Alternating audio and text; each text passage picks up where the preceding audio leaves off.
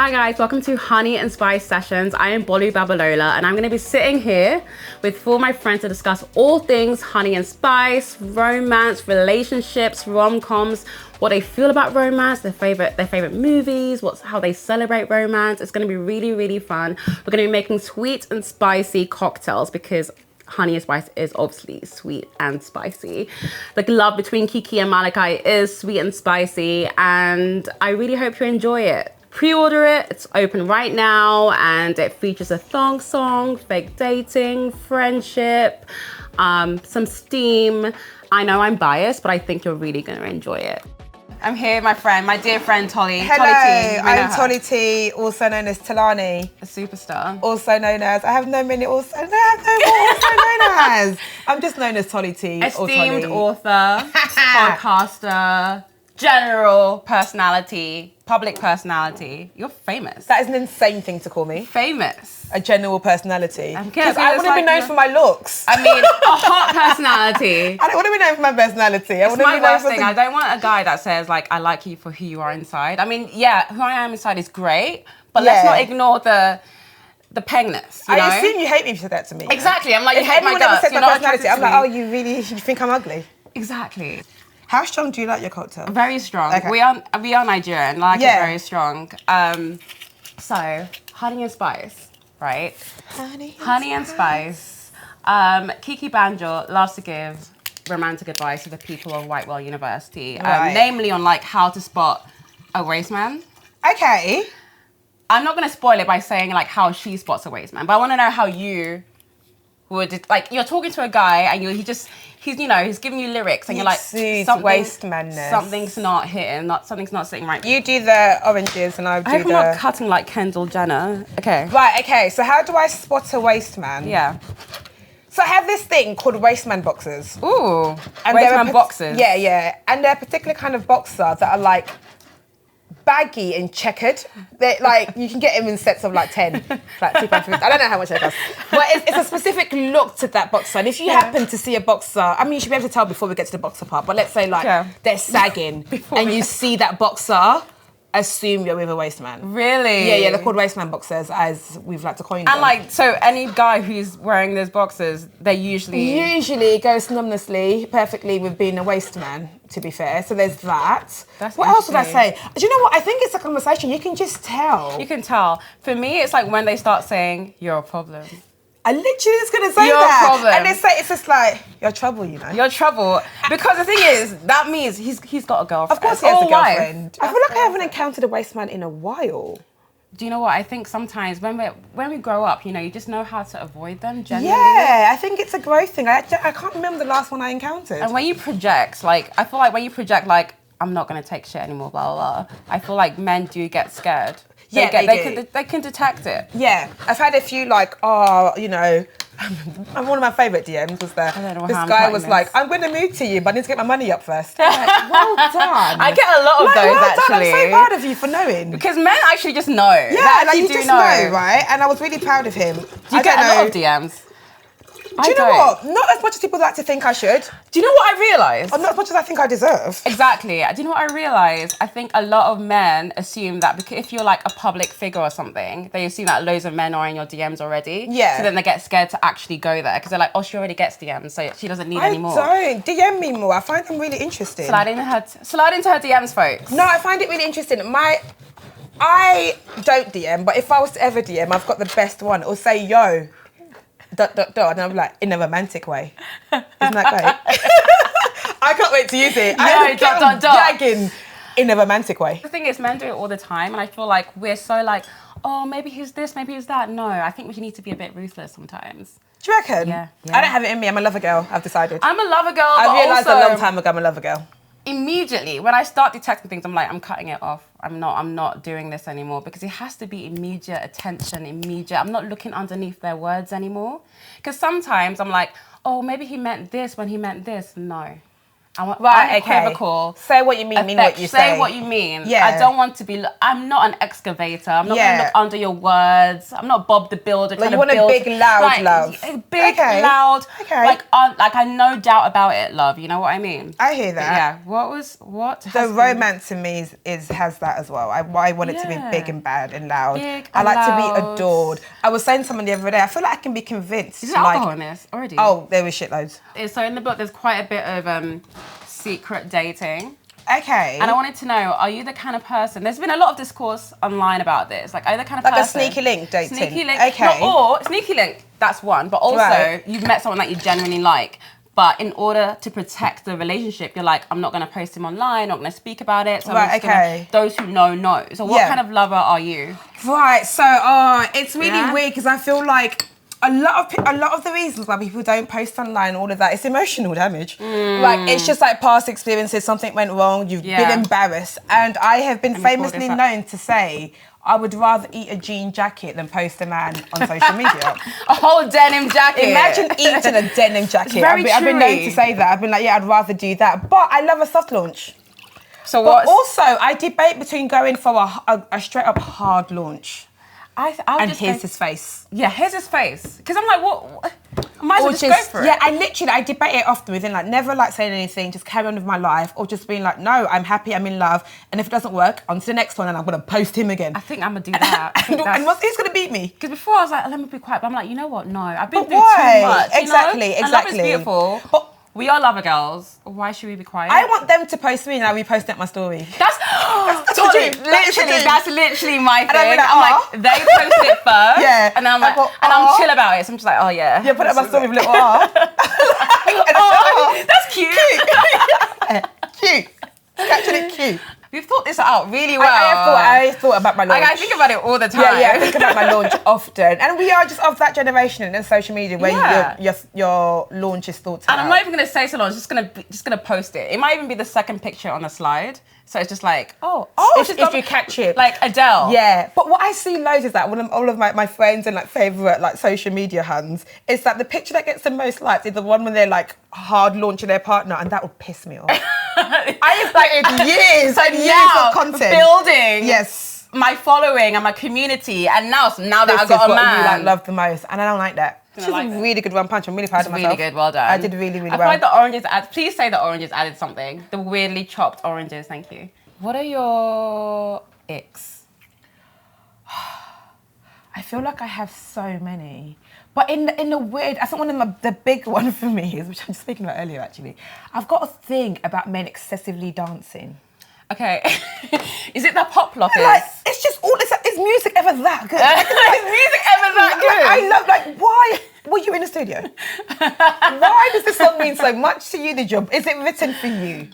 Like, it's just excessively dancing. What is it? Okay, is it like, what kind of dancing? Not excessive. Well, what's excessive? No, I like a chill person. I like a chill guy. So is it like a two-stepper? That's just in the corner, waiting, receiving a wine. But also, I'm starting to learn to let men have things. No, it's true. We need to let men have their joy. Yeah. They like to dance. Things. They like to dance. I don't know though. The dancing thing, for some women, they love it. They do love it. No, the thing is, I do like a man who dances because when I hear a song I love, I want to vibe with my man, and I always think of my trad wedding, right? Okay. And I see couples where the woman's giving it her all, and the man's too cool. Just standing there. I don't like that. You know? Yeah. So there's got to be a balance. I think like men that relation being like, oh, I don't read. There's a big thing about men that just like, I don't read, and it's like, even if you don't, why are you telling me that? It's so rude. Yeah, just don't tell me that. Rude. Also, we are literally authors. Yeah, so just tell me why you would do. you say that? Do you know, a lot of men have started to order my book in front of me, which I like though. Oh, I do that in clubs. Yeah. I do that in clubs too. God, every time I was in New York recently, every time someone was trying to chat me up, I was like, oh yeah, you should buy my book on Amazon. And they do it. Which is great. Yeah, they do it. I don't know if they cancel the order afterwards, but they do order it in front of me. They do order it, yeah, which is cute. Yeah, I like that. I do that. So everything we've covered so far is kind of like, icks, wastemen. What are your like green flags? Like what is like when you're talking to a guy, you're like, oh yeah. What I've started to do, I think it's an age thing as well, maybe. Oh my God, kindness. Oh my gosh. Like you can just tell when someone's kind, right? And there's a massive difference between kind and nice. I want like someone that's quite fun and silly. Yeah. a goofy man, like not a goofy Not man, goofy, but somebody I can be goofy with. Yeah, exactly. Yeah. Yeah, exactly. And I said it before, I don't need someone to be that smart. I always say this. I was like, what? You don't need to be an intellect. I don't care. They have to be fine. They have to be fine as well, right? I like medium. I don't like. Don't say it, because now your man's gonna be like, oh, am I medium ugly? Like, what is that? I've said I don't like overtly good looking men. Really? You don't like a handsome man? No, not too handsome. But then he's handsome to you, though, right? Yeah. But you're attracted. But you're attracted to him. I'm attracted to him, yeah. But if you're attracted to him, surely you find him kind of handsome, or not I necessarily. tell you, it's what I find attractive is always really interesting to me. Like I'll be honest with myself, I do like a swag, like a like. So it's about sauce, right? Yeah, there's a saucy thing about them. I was that. like, oh my god, this person's so saucy. Yeah. It's true though, because for me, like, I can see a guy and he's good looking. I'm like not necessarily attracted to him, but it's in the conversation and how you carry yourself and how you're able to interact with me. I'm like, there's something about you. And how you're perceived in your friendship group means a lot to me as well. Okay, so do you like the alpha or the leader of the group? I don't know. Second in command. And I also realised that the kindness thing is important because a lot of men aren't kind. So many men aren't kind. It's like it's not innate to them. It's really interesting. Like, oh, that's just not a kind thing to do. That's not nice. So what I love about Malachi is that he's genuinely sweet. So he's perceived as a waste man first. Right, okay. Kiki perceives him as a waste man. Why does she perceive Malachi as a waste man? Because he dates a lot of girls, allegedly. Right. And he ends things really quickly. And without spoiling anything, there's a reason for that. And it's not necessarily toxic. It's because of his emotional unavailability. But even though he dates loads of women, he's a very honest guy with the women. And he's also very kind. And the way he treats Kiki is with such tenderness. And I think we just lost the value. I think in rom-coms as well, we lost the value of seeing men treat women with tenderness and sweetness and emotional availability. Like he just gives her space for her to be herself, basically. Right, okay. And that's what I miss in rom-coms these days. I hear you. Like one of my favourite movies is Brown Sugar. Yes. With Ty Diggs and Sana Lathan. And one of my favourite things is, so she's a journalist and they're talking and they're not necessarily in a good place. There's a bit of tension between them. And he's like, yeah, it's just like you said in that article. Meanwhile, her own man has not read the article. Right, but this person has. Just like you said in that article, blah, blah. And he quotes it. And it's like, he's not even with her at that point. But it's the fact that whatever she puts out in the world, he wants to make an effort to consume it. Like you said, I think it's easy to perform niceness without actually being a good person or being kind. Oh, absolutely. So, yeah, a real person with a genuine soft heart. The thing is, every time I talk about things I like, it sounds so bottom of the barrel. But as in someone should be kind. Someone should be interested. Someone should have things that they care about. I know. And I'm like, God, I'm embarrassing. No, you're not, because there's not a lot of people that are like that. That's the thing. It feels so like, well, duh. It's true. When you hear women say what they want, it sounds so simple. But the fact is, it's quite rare. Which is why I write rom-coms.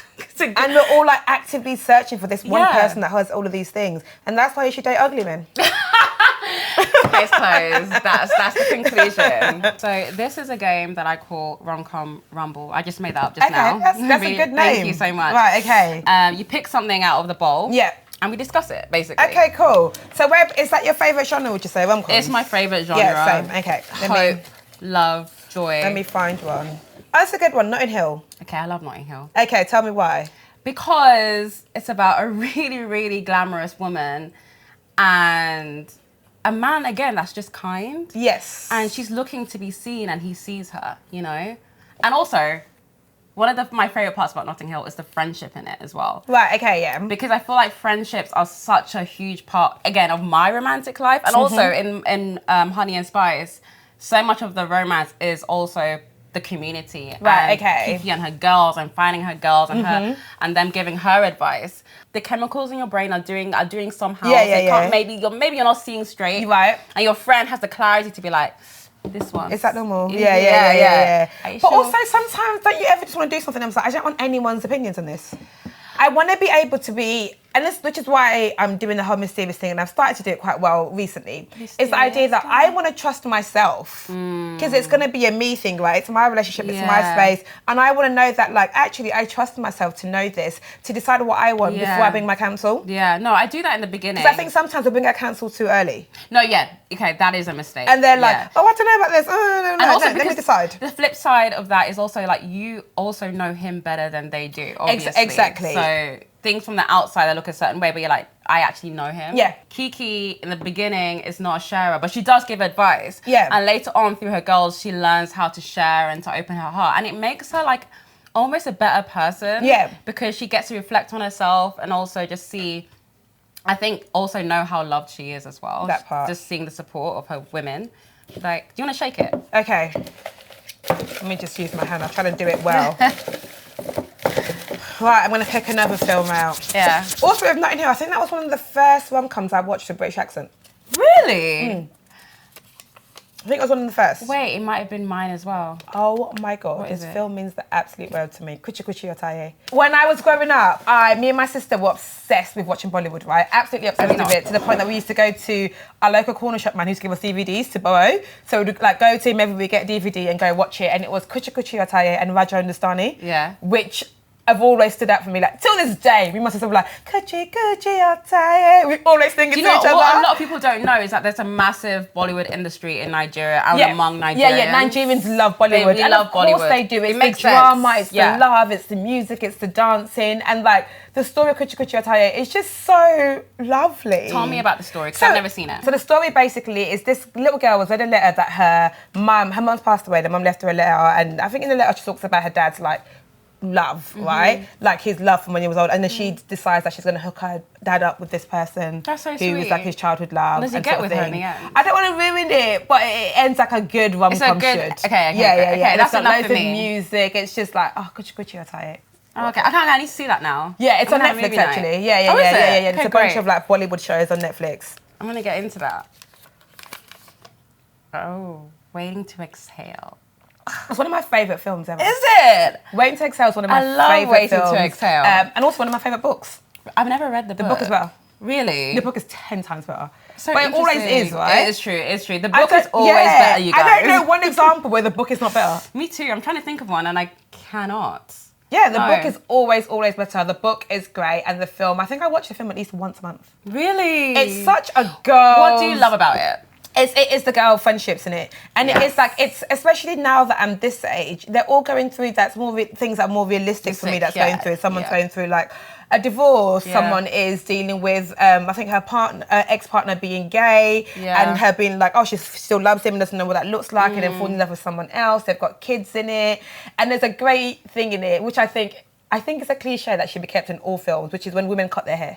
Yeah, and it's just transformative, or just drastically change their hair. I think it's great, and I actively do that as well. I change my hair often, and it's like a cleanse. Yeah. And I love reinventing myself with hair, and it's just so beautiful. Their outfits are great. It's like 4 black women. Whitney Houston's in it. I know. And like it's just so good. The music is sensational in it. I love rom-coms. I think about black rom-coms, they always have a killer soundtrack. Yeah. I wanted the vibe of Honey and Spice to feel like that. Yeah. That's why there's so much. I mean, she literally hosts a radio program called Brown Sugar, which is D'Angelo's song, D'Angelo album. And through it all, I just have dotted like R&B, soul music, because it has to be done. It just creates the atmosphere, and it's so sensual and so romantic. Like, there's a reason people are like, I want love to feel like a 90s. Like, yes. Yeah, because it's so lovely, and like Whitney's character in it, I really relate to her a lot. And I just think it's such a good film. It's a great film. I watch it so often. It's such an easy watch. Anytime girls come on, I'm like, let's watch Waiting to Exhale. Like all the time. Waiting to Exhale, wine. There's a great scene where they're all just like chilling and like drinking and chatting, and it's just such. I love it. One of my favourite scenes to write. I mean, obviously, I love writing the sexy scenes in Honey and Spice. But apart from that, second to that is the scenes where the girls are just talking, hanging out, and giggling, and talking about guys, but also talking about themselves and what they want in life and their ambitions. Because I feel like it's such joy, and it's almost therapeutic. It's really, really nice. And also, it's a scene that's so familiar for all of us. Exactly. Right? Like, we know exactly what that is and what that looks like. But tell me about the sexy scenes. How are you writing those? Do you cringe? I have to turn a certain part of my brain off to write them, because if I start thinking about who's going to read it, how many people might read it, my parents won't read it. I'll just tell them not to read it. I will not write it. Right. Okay. But then also writing is embarrassing generally. So even me writing a whole book, I have to turn off part of my brain that thinks about that. I can't even think about the audience. I have to think about the truth of the characters. Yeah. So what helps me is figuring out who the characters are and then kind of writing through them. Yeah. Because then I'm not really thinking about myself. I'm thinking about Malachi and Kiki and their connection and how they would celebrate that. And Malachi is as a lover. You know? Okay, fair. I always find it so interesting because growing up, I was not allowed to read these books, but I was. Eric Jerome Dickey. I've never heard of him. You've never heard of Eric Jerome Dickey? No. Oh, may his soul rest in peace. He's a black writer who just wrote sex. Really? Yeah. Like, RIP, he did die recently. And he means so much to me. There's a book he had called Genevieve. Yeah. And it's basically like a sex book, really. But he talks about like black people having sex together. Yeah. And then he says cliche things like, their brown skins and their back arch of her back and all of that. But that's revolutionary. But Eric Jerome Dickey was just because that's revolutionary. Because when I was growing up, I read Mills and Boon. Again, I was too young for that. Yeah. But I stole it off my mum's bookshelf. Wasn't that a bit white for you? That's what I'm saying. Yeah. Like it really opened my eyes for in terms of romance, and I loved it. But when I was getting older, I became very disillusioned with them because I was porcelain skin. I don't relate to that. That's when I started getting into 90s black rom-coms, American ones. I started getting into my Brown Sugars and my Love Jones, and I found such freedom in that because I was like, oh, people who look like me, and they were dark skinned then as well. There was the colorism thing kind of happened a bit later, but then in the 90s you see Nia Long being loved on and being just desired, and it was really revolutionary. I think Eric's books were actually something that's actually sparked that in me from a very young age, where it's that's what love for me always looked like, because that's what I read about, right? And I went into the same thing, started watching all of these shows, watching all of these films and Sister and things like that. So that had made it concrete what love looked like to me. I was gonna say something, I was realised who I am. What? I was to this day I can't watch white porn. No, you should definitely keep that in. Because I have no desire for that. It does nothing, sort of thing. And that was always so important to me. Yeah, I just clocked it now actually. From a very young age, I'd always read things where black people were the main focus. Yeah. And in a nice way as well, and black women, he talks about Genevieve being stunning and all of that kind of stuff, and that was always so important to me. Yeah, so that was always my version of what love looked like and what it should look like for me and mine. Yeah, same. And it's a really beautiful thing to explore. In Honey and Spice, both Kiki and Malachi are both Yoruba, and they speak Yoruba to each other, and it's really easy and it's really simple. And I'm not italicizing it. It's not a thing. It's just part of their being, and there's an ease to it that I found really freeing to be able to write basically and explore. What is the most romantic thing that you've recently seen, watched, or read? Either one or all three. Oh, that is a hard question. Or do you go back to something that you found? So it doesn't have to be a new thing. What do I see that I'm like, oh my gosh, that's so romantic? I feel like I haven't seen romance in a while. Me neither, guys. There's a dearth. Sometimes I reread Honey and Spice just to feel it. I'm joking. That was a plug. That was a good plug. I'm even trying to think of the last romantic thing that happened to me. Sweet Jesus. Oh, let me try to think.